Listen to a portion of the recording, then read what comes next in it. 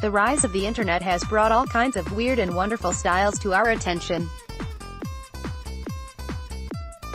It's fantastic, more artists than ever before are being given a platform and pedestal. But it does mean it is harder and less of a challenge to stumble across something that really speaks to you.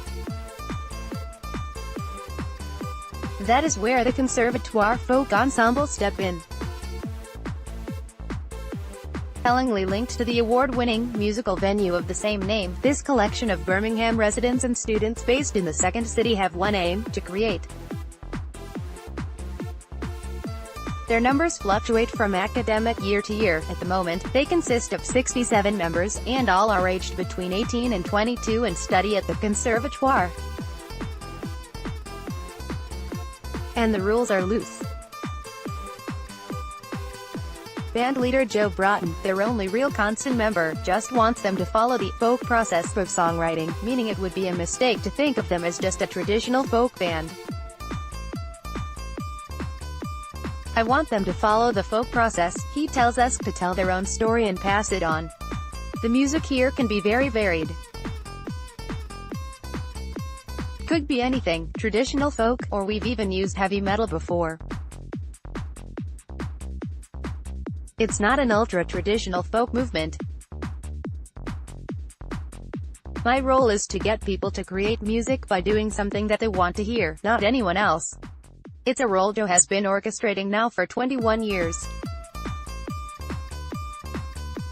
And one of his biggest tasks is finding a way to fuse the cultures and styles brought into the practice room each week.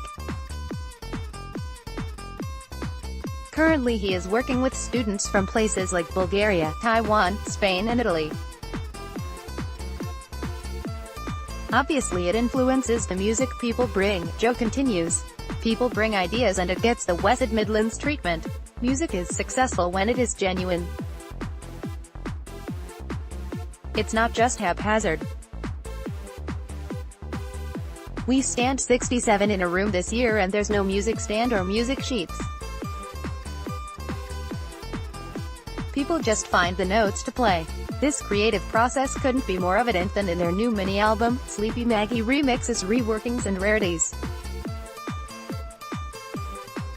It was just supposed to be one song laid down.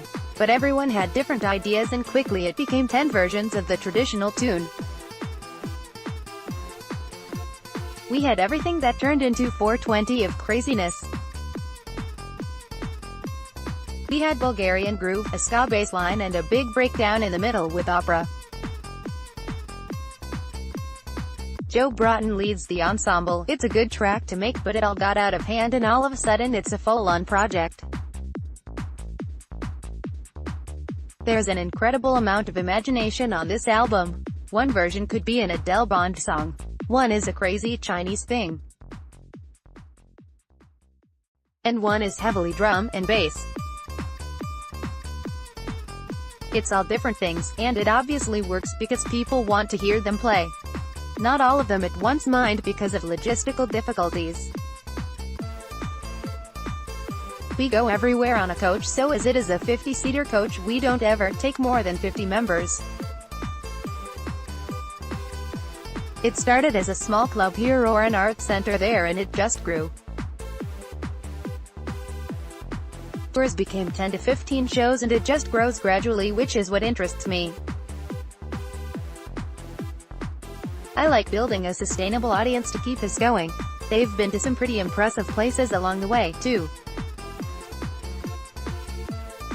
One of these is London's Royal Albert Hall, where they took part in a special series of performances bringing the proms to a new, younger audience. They were asked to write a modern and relevant version of Prom's anthem Land of Hope and Glory and it went down a storm, too. It was an updated and modern version of the music and it had everyone up on their feet and was joined in by thousands. We were also asked to write a Birmingham host city song for the Olympic Games in 2012. As the torch was toured round, we played it and received some great messages from the public. They've also composed their own one-day festival, too. The 5th edition of Power Folk will take place at the Spotted Dog in Digbeth, with tickets already having sold out long ago. It's the 5th year of the festival, Joe explains. It's actually sold out, you always have to get your tickets in early. It suddenly got very popular. We can only get about 300 people in there and 100 are musicians. There's a barbecue undercover outside and it's a great atmosphere. And asked if they had thought about upgrading, Joe replied, expanding is not always the answer. The Spotted Dog is so unique and special. We're happy where we are. It's a busy summer for the band too.